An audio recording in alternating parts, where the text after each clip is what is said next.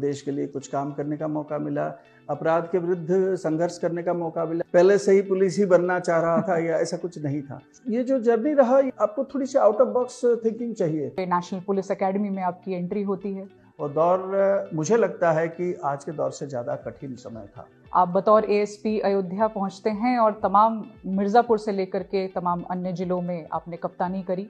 तो कम से कम 6-7 साल से अधिक समय उत्तर प्रदेश में नक्सलिज्म के क्षेत्र में, उनके उग्रवाद के विरुद्ध में, वाम उग्रवाद के विरुद्ध में हम लोगों ने कार्य किया। ह्यूमन राइट्स पर आपका लेख, आपका शोध अद्वितीय रहा है। गोविंद बल्लभ पंत अवार्ड से नवाजा भी गया है सर। कोई आदमी अगर मिस हो जाता है तो 5 साल तक अगर भी नहीं मिला है, तब भी उसका इमेज को एक्सट्रापोलेट करते हैं कि 5 साल बाद वो कैसे दिख सकता है। कुंभ 2019 में आपने नेतृत्व प्रदान किया, वहाँ की सारी व्यवस्थाएं देखी। अगर श्री एसएन साबत पुलिस अधिकारी ना होते तो वो क्या होता? ये एक अनूठी पहल है उत्तर प्रदेश पुलिस की, जिसका आज प्रथम एपिसोड है। यह पॉडकास्ट पुलिस अधिकारियों के असाधारण जीवन, चुनौतियों, उपलब्धियों की आपको एक झलक देगा। ये न केवल पुलिस कर्मचारियों, अधिकारियों के लिए है, बल्कि हर उस नागरिक के लिए है जो कि सुरक्षा, सेवा और नेतृत्व के सूक्ष्म आयामों को जानना चाहता है। आज के हमारे मेहमान हैं 1990 बैच के एक प्रतिष्ठित आईपीएस अधिकारी डॉक्टर एसएन साबत। सर का लगभग 4 दशकों का कार्यकाल अब अंतिम चरण पर है। इनका प्रतिष्ठित कार्यकाल बहुत सारी उपलब्धियों के साथ भरा हुआ है।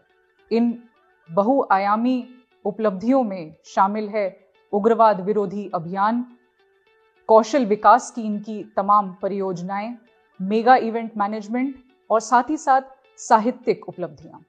इन सभी के लिए इनको तमाम राष्ट्रीय व अंतर्राष्ट्रीय पुरस्कारों से नवाजा गया है। ज्यादा समय ना लेते हुए आइए आज हम डुबकी लगाएं इस ज्ञानवर्धक संवाद में और जानें कि बैच से परे क्या है। आपका स्वागत है इस पॉडकास्ट सीरीज में। धन्यवाद। अपना बहुमूल्य समय देने के लिए सर आपका धन्यवाद। आपको भी और पूरे उत्तर प्रदेश पुलिस को जिसने ये पॉडकास्ट पे मुझे मौका दिया है। धन्यवाद सर। सर, आपका एक प्रेरणादायी करियर रहा है, 4 दशकों का लगभग। आपके आज सर क्या रिफ्लेक्शंस हैं, आपकी क्या भावनाएं हैं उत्तर प्रदेश पुलिस को लेकर के आज? देखिए रवीना, मैं थोड़ा और क्लियर कर दूं, मैं 1990 बैच का आईपीएस ऑफिसर हूं, तो आप लगभग 3.5 दशक आप कह सकते हैं। तो इस 3.5 दशक में मुझे उत्तर प्रदेश पुलिस के विभिन्न स्थान पर कार्य करने का मौका मिला। उत्तर प्रदेश पुलिस के बाहर भी कुछ मौका मिला। एक अखिल भारतीय सेवा के होने के नाते अन्य स्टेट में भी काम करने के लिए, और एक स्टिंट यूनाइटेड नेशंस में भी काम करने का मौका मिला है। मैं सभी को पहले बधाई देता हूँ, धन्यवाद देता हूँ कि मुझे इन्होंने मौका दिया, और ये परमात्मा का आशीर्वाद है कि जिसके चलते हम ये कर पाए। रही बात, आप पूछ रहे हैं कि किस प्रकार मैं इसको देखूं, मेरे नज़रिया क्या है, तो निश्चित रूप से एक बहुत ही सेटिस्फाइंग मेरे लिए रहा पर्सनली कि ये जो उत्तर प्रदेश के वर्तमान तो लगभग 24 करोड़ से अधिक जनता है, और उस समय थोड़ा कम रहे होंगे निश्चित रूप से, तो उन सब से जुड़ने का मौका मिला और देश के लिए कुछ काम करने का मौका मिला, अपराध के विरुद्ध संघर्ष करने का मौका मिला, जनता के साथ जुड़कर बहुत सारे काम करने का मौका मिला, कुंभ मेला जैसे, अयोध्या जैसे बड़े बड़े इवेंट में सहभागिता करने का मौका मिला, और विश्व शांति के लिए कुछ प्रयास करने का मौका मिला। तो ये निश्चित रूप से बहुत ही अच्छा था। ये मैं नहीं कहता हूँ, एक मेरा कैंडिड स्वीकारोक्ति है कि मैं पहले से ही पुलिस ही बनना चाह रहा था या ऐसा कुछ नहीं था। ये स्टूडेंट करियर के बाद हमने, जैसे सबने सोचा है कि हाँ सिविल सर्विस अपियर करना चाहिए, और हम लोगों के समय तो कम से कम इतने अन्य एवेन्यू के बारे में हम ज़्यादा नहीं सोचते थे। हाँ, उसकी तैयारी तो बचपन से ही हमारी रही कि सिविल सर्विस आना है, प्रयास करना है और अच्छा करना है, तो उसके लिए हमने प्रयास किया। और उसमें जो है जब सिविल सर्विस के बाद निश्चित रूप से हमने चाहा कि हाँ मैं स्वयं इस पे आना चाहता हूँ, भारतीय पुलिस सेवा में आना चाहता हूँ, तब मैं भारतीय पुलिस सेवा में आया। तो निश्चित रूप से ये चुना हुआ करियर है, ये भी कोई बाय डिफ़ॉल्ट तो नहीं है, लेकिन ये नहीं है कि बचपन से मैं चाहता था ही कोई पुलिस अफसर, ऐसा नहीं था। लेकिन कार्य करने के बाद मुझे ये महसूस हुआ कि जीवन का बड़ा पार्ट अभी बिताया जितना इससे पहले बिताया था। पहला 25 साल जो था, उसके बाद 35 साल ये बिताया है। तो ये बड़ा पार्ट रहा पूरा अपना कार्य जीवन का। तो इसमें निश्चित रूप से मुझे काफ़ी संतुष्टि हुई। सर बचपन की आपने बात करी सर, आपका बचपन जो है उड़ीसा में बीता है सर, कोरापुट जैसे जिले में से आप आते हैं जी। ये सर एक सांस्कृतिक और प्राकृतिक विविधताओं का क्षेत्र है, बड़ी सारी कठिनाइयों से लोग गुजरते हैं वहाँ रहने वाले। आपके पिता भी सर प्रशासनिक अधिकारी रहे हैं, ऐसे बचपन से आप आते हैं सर और फिर पुलिस सेवा में पहुँचते हैं, कैसा अनुभव रहा सर? किन चीज़ों ने आपको प्रेरित किया? आप सही कह रहे हैं कि मैं मुख्यतः उड़ीसा का जिस क्षेत्र से आता हूँ, एक तरफ छत्तीसगढ़ और एक तरफ आंध्र प्रदेश, और पहाड़ी क्षेत्र है और काफ़ी डेंस फॉरेस्ट है, अभी भी है, और बहुत ही डिफ़िकल्ट सिचुएशन में बहुत लोग रहते हैं वहाँ पे, वहाँ के जो स्थानीय लोग। और उस स्थिति से आके अब वैसे आपने जैसे बताया, मुझे उड़ीसा में विभिन्न स्थान में रहने का मौका मिला। मेरे स्टूडेंट करियर में विभिन्न जगह पे मैं रहा हूँ, पढ़ा हूँ। तो ये जो जर्नी रहा, ये निश्चित रूप से आपको थोड़ी सी आउट ऑफ बॉक्स थिंकिंग चाहिए। अगर आप में एम्बिशन ना हो कि मैं कुछ करूँगा या मैं कोशिश करूँगा या मेरे से कैसे हो पाएगा, अगर इस प्रकार अगर आप किसी का भी हो जाए, तो कोई भी स्टूडेंट हो या हमारा कोई भी, आप आज भी देख रहे हैं कि हमारे सिविल सर्विस में कहे या अन्य विभिन्न क्षेत्र में कहे, चाहे IIT में कहे, मैनेजमेंट में कहे, बहुत ही रिमोट एरिया से बहुत लोग आते हैं और बहुत अच्छा करते हैं जीवन में। तो ऐसा कुछ नहीं। और अभी तो ये दौर है जिसमें कम्युनिकेशन और नॉलेज का तो असीमित भंडार है, और आपके बटन प्रेस करने पर आपके पास नॉलेज है। शायद उस प्रकार की स्थिति उस समय नहीं रहा, लेकिन तब भी जब तक अपने मन में एक ये नहीं होगा कि ज्ञान पिपासा नहीं होगा कि या ललक नहीं होगा कि मुझे कुछ करना है, तब आप कुछ कर नहीं पाएंगे। तो मैं यही चाहूँगा कि हमारे जितने युवा साथी हैं, वो जो चीज़ करना चाहते हैं उसके लिए दृढ़ निश्चय कर ले कि मुझे ये करना है, डिटरमिन्ड हो जाए और उसके लिए डेडिकेटेड हो जाए, तो निश्चित रूप से वो सक्सेस पाएंगे। सर बिल्कुल ठीक कहा सर आपने। सर आपका कोरापुट से जीवन शुरू होता है, फिर सर तमाम चुनौतियों का सामना करते हुए आप पहुंचते हैं हैदराबाद, वहाँ पे नेशनल पुलिस एकेडमी में आपकी एंट्री होती है। सर वहाँ के कुछ अनुभव आपसे जानना चाहेंगे।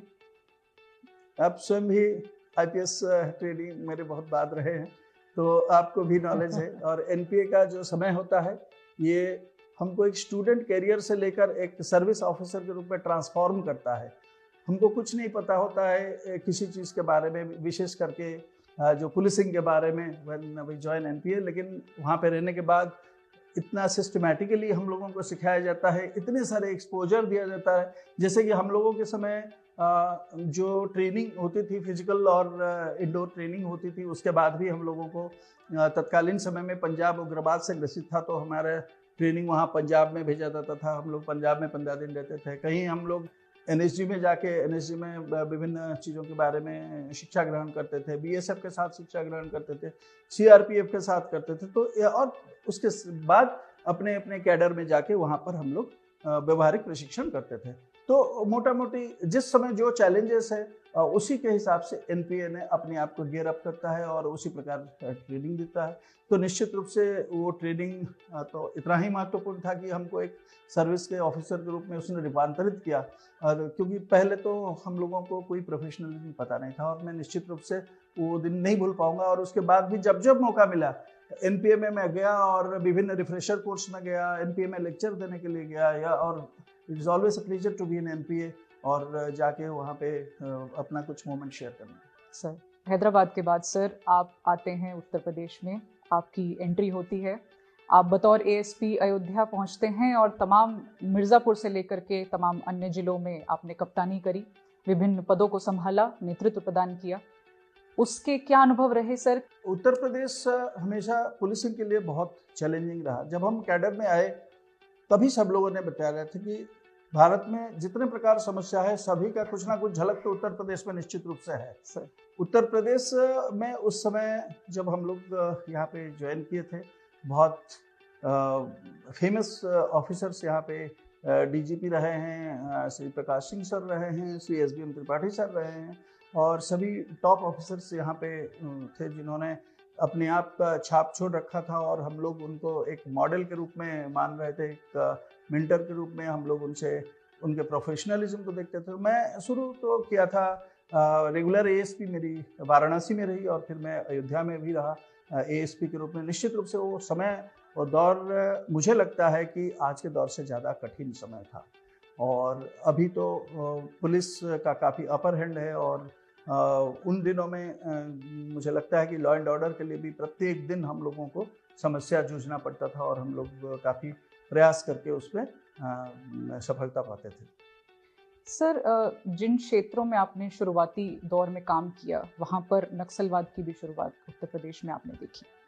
सर, आपने चाहे उत्तर प्रदेश में हो, चाहे सीआरपीएफ के रूप में बाद में नक्सलवाद से निपटने की आपकी रणनीतियाँ हों, उसके बारे में आप क्या कहना चाहेंगे सर? और कम्युनिटी पुलिसिंग पे आपका जो विशेष बल हमेशा से रहा है, और नक्सलवाद की दृष्टि से आप किस तरीके से इसको देखते हैं सर? उत्तर प्रदेश में नक्सल प्रभावित क्षेत्र अगर कहा जाए तो मिर्जापुर, चंदौली और सोनभद्र कभी ना कभी वो मेरे जुरिस्डिक्शन में रहा। एसपी मिर्जापुर के तौर पे रहा, और बनारस के साथ क्योंकि चंदौली जुड़ा था, तो चंदौली का जो नक्सलिज्म भी देखा मैंने, डीआईजी मिर्जापुर के रूप में देखा मैंने, डीआईजी बनारस के रूप में भी देखा।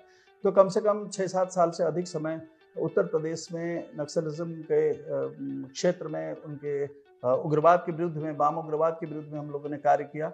और उस एक्सपीरियंस को लेकर मैं भारत सरकार में भी कार्य किया। मैंने डीआईजी और आईजी के रूप में भी भारत सरकार में, उत्तर प्रदेश में भी, और उत्तर प्रदेश के बाहर उड़ीसा प्रांत में और छत्तीसगढ़ में भी कुछ समय के लिए मैंने नक्सल प्रभावित क्षेत्र में प्रभारी रहा ऑपरेशंस की।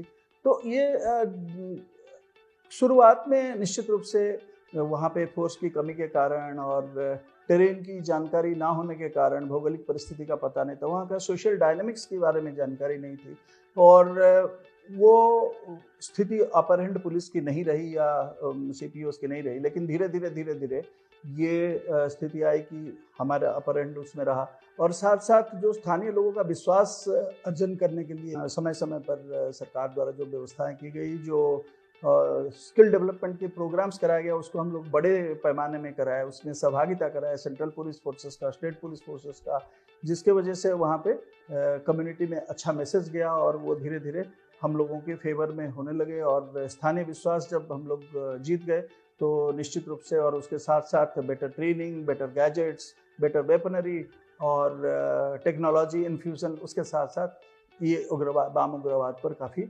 कंट्रोल आ गया है। और पूरे भारत में आज डिस्ट्रिक्ट से डी नोटिफाई हो गए हैं काफ़ी संख्या में इन दिनों में अगर देखा जाए, और इसमें काफ़ी संख्या में डिस्ट्रिक्ट्स को नक्सल प्रभावित से डी नोटिफाई कर दिया गया, जिसमें एसआर स्कीम तक हटा दिया गया। इसका अर्थ ये है कि इसके विरुद्ध काफ़ी हद तक सक्सेस मिल चुका है, और ये शीघ्र जो है बाकी क्षेत्रों में भी मिल जाना चाहिए।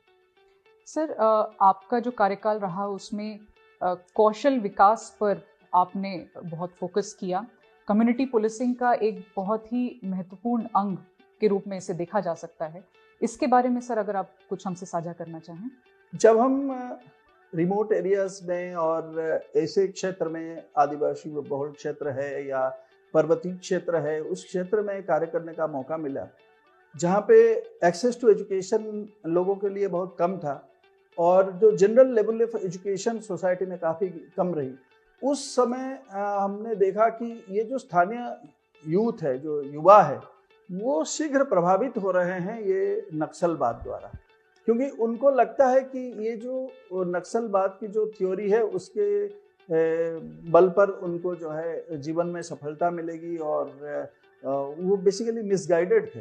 तो उनको हम लोगों ने सोचा कि उनको कोई एक रास्ता दिखाया जाए, अपना जीवन यापन कैसे कर सकते हैं, अच्छा जीविकार्जन कैसे कर सकते हैं, उसके लिए उनको रास्ता दिखाना आवश्यक था। तो जिस क्षेत्र में मैं बात कर रहा हूँ, उस क्षेत्र में जो चाहे विशेष करके रिमोट एरियाज ऑफ छत्तीसगढ़ या उड़ीसा, उसमें अन्य किसी प्रकार विशेष सुविधाएं नहीं थी ट्रेनिंग वगैरह के लिए।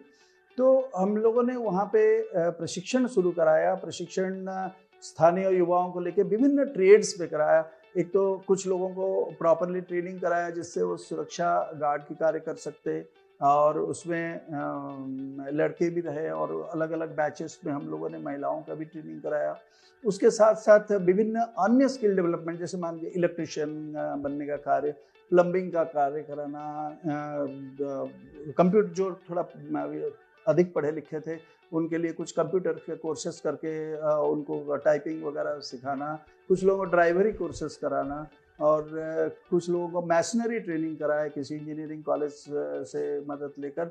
तो इस प्रकार हम लोगों ने एक साल में, मुझे याद है कि उसमें हमने लगभग 1800 लोगों को 1800 यूथ को ट्रेनिंग कराया, जिसमें से लगभग 90% लोग अपना या तो वो कहीं ना कहीं अच्छे जॉब भी पा गए। उसके साथ साथ हमने उनको सॉफ्ट स्किल भी ट्रेनिंग कराया, किस प्रकार अच्छे ढंग से वो हिंदी भी बोल सकते हैं ताकि भारत के किसी स्थान पर जाकर कार्य कर सकते हैं, थोड़ी बहुत अंग्रेजी भी समझ सकते हैं, ये भी सब ट्रेनिंग कराया। ये बहुत ही सक्सेसफुल रहा ये जो एक्सपेरिमेंट हमने किया था, और उन क्षेत्र में उन एरियाज पे हम लोगों को काफ़ी सराहना की गई जो एक्शन हम लोगों ने कराया।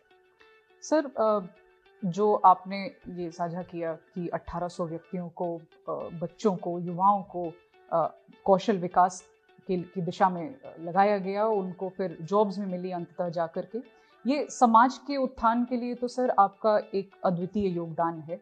साथ ही साथ सर ह्यूमन इंटेलिजेंस पर्सपेक्टिव से भी अगर देखें तो वही लोग जब इतना भरोसा करेंगे पुलिस के ऊपर, निश्चित तो वो जुड़ना चाहेंगे। फ्लो ऑफ इंफॉर्मेशन आ जाता है उसमें। एक चीज और, it is not only Naxalism, ये ह्यूमन ट्रैफिकिंग भी होता है, विशेष करके जो गर्ल्स का किसी रिमोट क्षेत्र में होता था, उसमें भी काफी कमी आई। ये सब जब हम लोगों ने एक्शन लिया उसके बाद। सर, नक्सल प्रभावित क्षेत्रों में जैसा आपका अनुभव रहा, वहाँ पे शांति व्यवस्था कायम करने के लिए जो तमाम आपके द्वारा इनिशिएटिव्स लिए गए, इसके साथ ही अगर हम देखें तो सर एक इंटरनेशनल लेवल पर भी शांति का संदेश लेकर के आप यूएन पीस कीपिंग मिशन का भी हिस्सा बने। वहाँ पर आपके कैसे अनुभव रहे सर? और उत्तर प्रदेश में जितनी आपने पुलिसिंग करी, वहाँ के जो स्किल सेट थे किस तरीके से आपने उपयोगी पाया विदेश में, और वहाँ से ऐसे कौन से स्किल सेट थे सर जो आप लेकर के आ पाए, यहाँ पर आपने लागू किया और उसका परिणाम देखा? उस समय United Nation peace keeping mission in Kosovo में 51 देशों की प्रतिनिधित्व पुलिस अफसर उसकी रही है, और वो निश्चित रूप से एक बहुत बड़ा एक्सपोजर था। और आपको पता ही है कि यहाँ पर उत्तर प्रदेश से भी हमारे कई सारे officers, IPS officers, PPS officers एवं इवन इंस्पेक्टर, सब इंस्पेक्टर्स भी हमारे वहाँ पे समय समय पर सहभागिता किए हैं, प्रतिनिधित्व किए हैं। और ये एक्सपीरियंस एकदम अलग था, क्योंकि वो जो पैटर्न ऑफ पुलिसिंग वहाँ पे अपनाई गई थी, और उसमें स्पेशलाइजेशन के ऊपर पुलिस के साथ चीज विश्वास किया जाता था। इन्वेस्टिगेशन जो करता था, इन्वेस्टिगेशन पर स्पेशलाइजेशन, विभिन्न प्रकार इन्वेस्टिगेशन पर अलग अलग स्पेशलाइजेशन, लॉ एंड ऑर्डर में इक्विपमेंट का किस प्रकार यूज होता है, ये सब जब हम लोग यहाँ पे आए, हम लोगों को उससे इंसाइट मिला कि हम लोग अपनी पुलिसिंग को कैसे बेटर कर सकते हैं। Ethnic conflict between communities, Serbians and Albanians होता था, और उसका बहुत ही इंटरनेशनल रेमिफिकेशन होता था, जिसके लिए हम लोग वहाँ पे मिशन में भेजा गया था। तो ये जो हम लोगों ने यहाँ का पुलिसिंग का जो तत्व लेके वहाँ पे गए, वो वहाँ के लिए बहुत ही इफेक्टिव था, और लोग हम लोगों को काफ़ी सराहना भी करते थे। सर, आपके यूएन मिशन के दौरान आपने तमाम देशों की यात्रा करी। इसके अतिरिक्त सर व्यक्तिगत रूप से भी आप व्यापक रूप से घूमे हुए हैं, तमाम देशों का आपने दौरा किया है। वहाँ की सोसाइटी के साथ आपका इंटरेक्शन, आपने अलग अलग अनुभव आपके रहे हैं, उसका आपकी पुलिसिंग पर क्या प्रभाव पड़ा, आपके व्यक्तिगत जीवन पर क्या प्रभाव पड़ा? देखिए, पुलिसिंग पर अगर कहे तो हमें जो मॉडर्न टेक्नोलॉजी है उसको हमें लगातार अडॉप्ट करना चाहिए। ये सिर्फ नहीं कि वहाँ पे ही यूज होता है, वहाँ निश्चित रूप से कई सारे देशों में बहुत ही डेवलप्ड है। हम MCTP प्रोग्राम में USA में भी गए थे, वहाँ पे जैसे मिसिंग पर्सन्स स्क्वाड है अमेरिका में, वो एक्सट्रापोलेशन करता है कि कोई आदमी अगर मिस हो जाता है तो 5 साल तक अगर भी नहीं मिला है, तब भी उसका इमेज को एक्सट्रापोलेट करते हैं कि 5 साल बाद वो कैसे दिख सकता है, और उसी को वो ढूंढते हैं, ना कि 5 साल पहले का पिक्चर के साथ उसको ढूंढते हैं। तो ये एक अनोखा चीज हम लोगों के लिए था, और उसको करने के लिए वो कंप्यूटराइज्ड मॉडल्स को लेते हैं कि उसका फादर, मदर ब्रदर सिस्टर सबका फोटोग्राफ लेकर उसी से क्या क्या possible changes of a person वो करते हैं। तो इस प्रकार अगर छोटी छोटी बहुत सारी चीज़ में डेवलप किया जा सकता है। हमारे यहाँ भी इस समय आप जानते हैं हम लोगों ने भी काफ़ी टेक्नोलॉजी को अडॉप्ट किया है, उत्तर प्रदेश पुलिस ने भी अडॉप्ट किया है और इस समय महाकुंभ की तैयारी में काफ़ी टेक्नोलॉजी यूज होता है। 2019 के प्रयागराज कुंभ मेला में हम लोगों ने टेक्नोलॉजी को काफ़ी बड़े स्केल में अडॉप्ट किया और जिसके चलते उसका सफलता रही। और कटिंग ऑफ एज में जब हम टेक्नोलॉजी यूज करते हैं वो जनता को फायदा करती है और पुलिस के लिए काम सुगम और सरल कर देता है। सर, आपने कुंभ की बात करी, महाकुंभ 2025 का लोग बेसब्री से इंतजार कर रहे हैं। कुंभ 2019 में आपने नेतृत्व प्रदान किया, वहाँ की सारी व्यवस्थाएं देखी। हम आतुर हैं जानने के लिए कि किस तरीके की तैयारियां चल रही हैं महाकुंभ के लिए, क्या क्या योजनाएं हैं जो धरातल पर उतारी जा रही हैं और आपका भी इसमें किस रूप में योगदान अभी तक रहा है सर? महाकुंभ में मुझे मौका मिला था प्रशिक्षण में, पुलिस के प्रशिक्षण में जाने के लिए, या समय समय पर ऑनलाइन में जो रिव्यूज़ होता है मैं उसमें सहभागिता किया हूँ। बहुत अच्छी तैयारी चल रही है, बहुत यहाँ पे काम रहता है, बहुत चुनौतियाँ पुलिस के लिए रहती है, हर फील्ड में रहती है। सिक्योरिटी के फील्ड में रहती है पुलिस के लिए बहुत बड़ी चुनौती, ट्रैफिक मैनेजमेंट के लिए बहुत बड़ी चुनौती रहती है, सॉफ्ट स्किल के लिए चलती है, बिहेवियर ऑफ पुलिस पर्सनल के लिए रहती है, जो लोगों के लिए, जो यात्री आते हैं उनके लिए सुख सुविधा किस प्रकार थोड़ा हम पहुंचाएं, उनका वेलफेयर कैसे देखें, उसके लिए रहता है। इमरजेंसी नीड्स के लिए रहता है, आपदा प्रबंधन में हम लोगों को क्या तैयारी करनी पड़ती है, बहुत सारे पुलिस के लिए चुनौतियां रहती है। और आई एम श्योर हमारी police is being geared up कि ये this will rise to the occasion. जैसे कि हर बार उत्तर प्रदेश पुलिस ने समय पर अपना करके दिखाया है। मैं बहुत ही आश्वस्त हूँ कि इस बार भी अच्छे ढंग से इसको संपन्न किया जाएगा।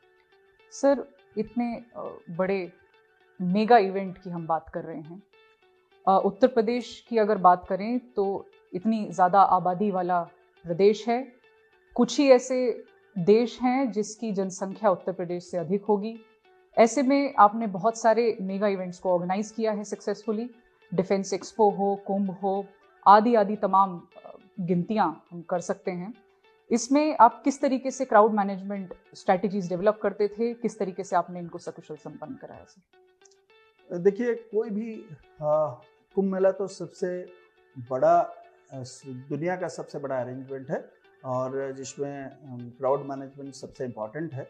उसको छोड़ के भी कोई भी बड़ा अरेंजमेंट जब होता है हमारा, उसके लिए एक तो मेटिकुलस प्लानिंग, पूरा सिस्टमैटिक ढंग से हम लोग उसकी सभी पहलुओं को देखकर एक मेटिकुलस प्लानिंग करना आवश्यक है। उसके बाद उसका मेटिकुलस एग्जीक्यूशन और एग्जीक्यूशन की regular monitoring, infusion of technology, technological interventions हम लोग क्या कर रहे हैं और बेटर क्या कर सकते हैं। हम एआई को इतने में 2019 में इतना इवेंट्स ऑफ इंटरेस्ट क्रिएट किए, तो इस बार और बेटर हम लोग क्या कर सकते हैं। इस प्रकार हर चीज़ में किस प्रकार हम लोग इंफ्रास्ट्रक्चर को चेंज करें जिससे कि व्यवस्थाएं सुगम हो सकता है। ट्रैफिक मैनेजमेंट में और हम लोग क्या कर सकते हैं, अगर तब हम ड्रोन में यूज किए, हम लोग ITMS से अभी कर रहे हैं, तो और आगे हम लोग क्या कर सकते हैं। तो हर चीज़ में हम लोगों को मेटिकुलसली देखना होगा कि हम लोग कैसे और बेहतर कर सकते हैं। और इसका और coordination between different forces, coordination between different agencies, हर चीज़ का जब ये होगा तो उसका नेट रिजल्ट बहुत अच्छा होगा। और last but not the list, जो हमारे श्रद्धालु आते हैं, यात्री आते हैं, विजिटर्स आते हैं, उनके साथ हम व्यवहार कैसे करते हैं, क्योंकि आप व्यवहार के माध्यम से ही उनको गाइड कर सकते हैं, ट्यूटर कर सकते हैं, एजुकेट कर सकते हैं और थोड़ा टेक्नोलॉजी के साथ बता सकते हैं, ताकि आप जो कहेंगे वो उस हिसाब से करेंगे और आपका व्यवस्था कभी भंग नहीं होगा। अगर ये ध्यान नहीं रखा गया है तो फिर समस्या होती है। सर, तमाम चीज़ें जो आप बता रहे हैं सर, उसमें एक सिस्टमैटिक और मेटिकुलस अप्रोच जो है वो दिखाई देता है आपके काम करने के तरीके में, जिससे हमें एक एकेडमिशियन की झलक भी आप में दिखाई देती है सर।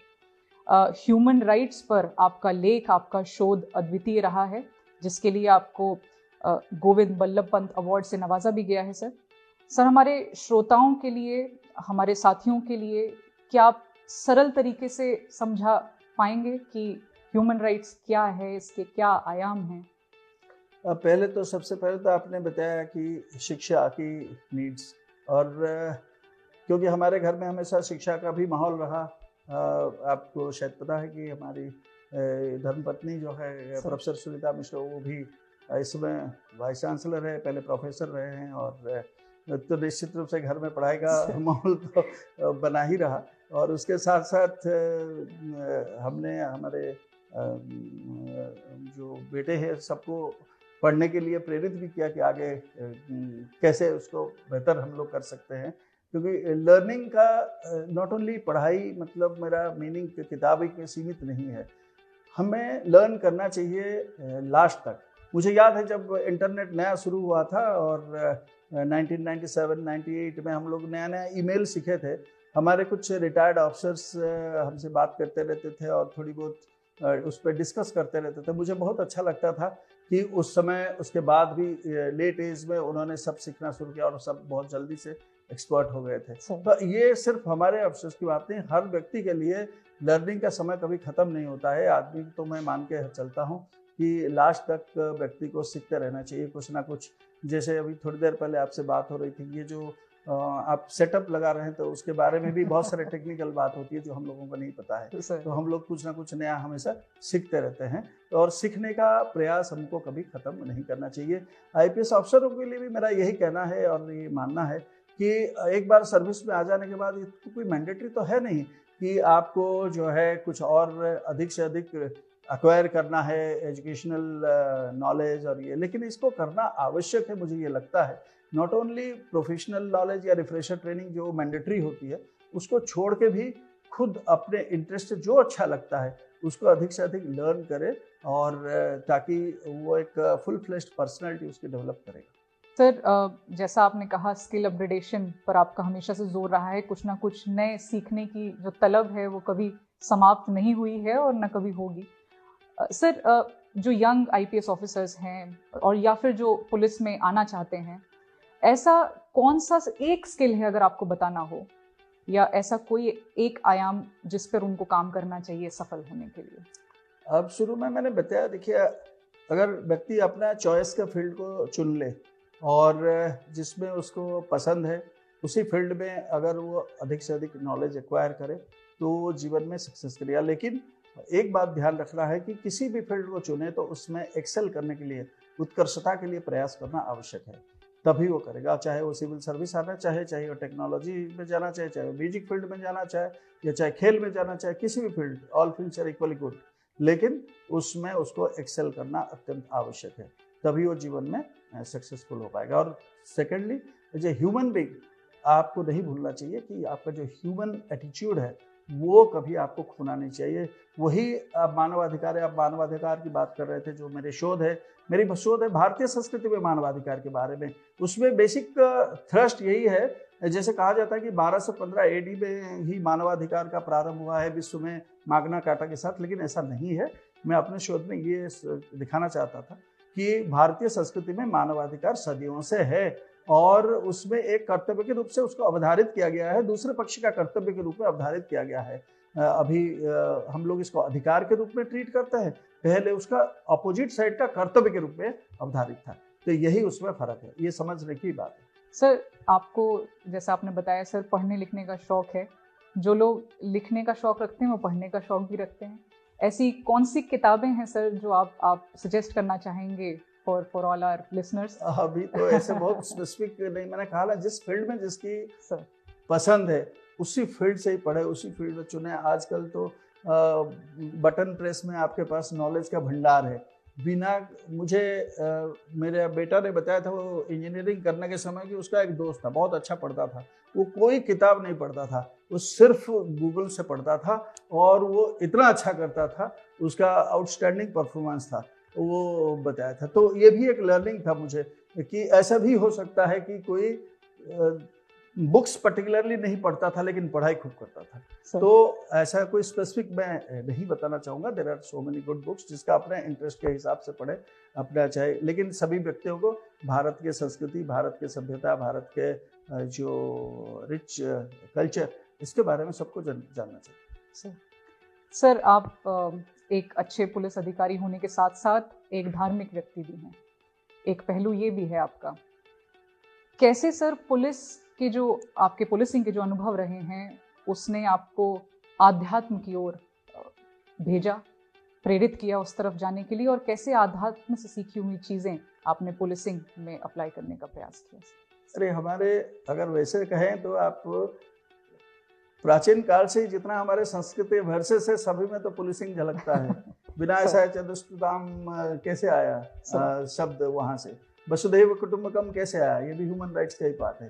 तो ऐसे हम लोग प्रयास करते रहते हैं कि कर्मण्येवाधिकारस्ते मा फलेषु कदाचन कैसे आया। ये सब शब्द तो हमारे लिए एक एक आइडियल है। लेकिन आपको मैं ये भी बता दूं कि उत्तर प्रदेश पुलिस में आने के बाद मैंने महसूस किया है हमारे फोर्स के 90% लोग अत्यंत धार्मिक हैं। वो अपने अपने विचारधारा, अपने फेथ के हिसाब से वो अपना ये करते हैं, और उनको यही है कि परमात्मा का कुछ एक सत्ता है जो हम लोगों को सही रास्ते में गाइड करता रहता है, और इसीलिए गलत काम नहीं करेंगे, गलत काल की तरफ नहीं जाएंगे।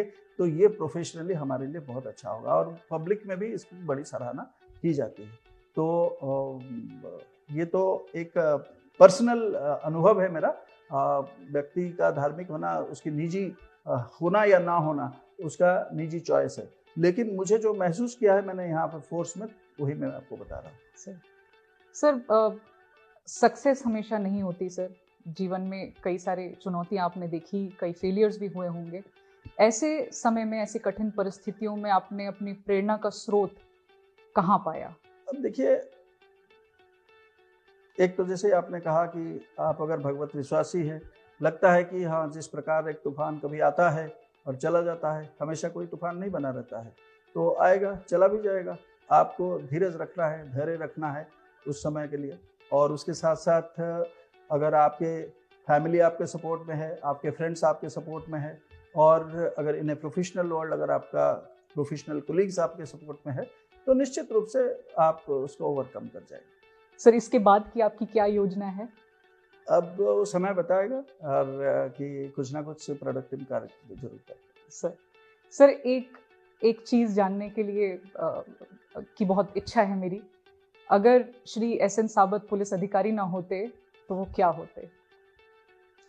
मैं यूजीसी रिसर्च फेलो था। मैं कर रहा था बायो इलेक्ट्रोमैग्नेटिक्स में, मेरी पीएचडी हो रही थी, तो मैं उसी फील्ड में रहता और एनवायरमेंटल साइंटिस्ट बन गया। साक्षात्कार समाप्ति की ओर है। हम इस संवाद को यहीं पे विराम देना चाहेंगे। आपके समय के लिए हम बहुत आभारी हैं सर। एक रोचक बात और सर आपके बारे में हमें जानने के लिए मिली कि आपने फ्रेंच भाषा में एडवांस डिप्लोमा भी किया हुआ है। तो सर, कुछ शब्द फ्लू, ए एन वो, और भी बहुत कुछ है आगे। Thank you so much sir. हार्दिक शुभकामनाएं हमारे पूरे परिवार की ओर से सर। बहुत धन्यवाद आपको, मुझे आपने मौका दिया। और रवीना, आपने बहुत सारे प्रश्न पूछा और मुझे नहीं पता कि मैं किस प्रकार उसका आंसर दिया, लेकिन मुझे लगता है कि कुछ लोग इससे प्रेरित होंगे और अच्छा लगेगा मुझे मौका देने के लिए। उत्तर प्रदेश पुलिस और के डीजीपी, उनके पूरे टीम और रवीना, सबको बहुत बहुत धन्यवाद। धन्यवाद सर।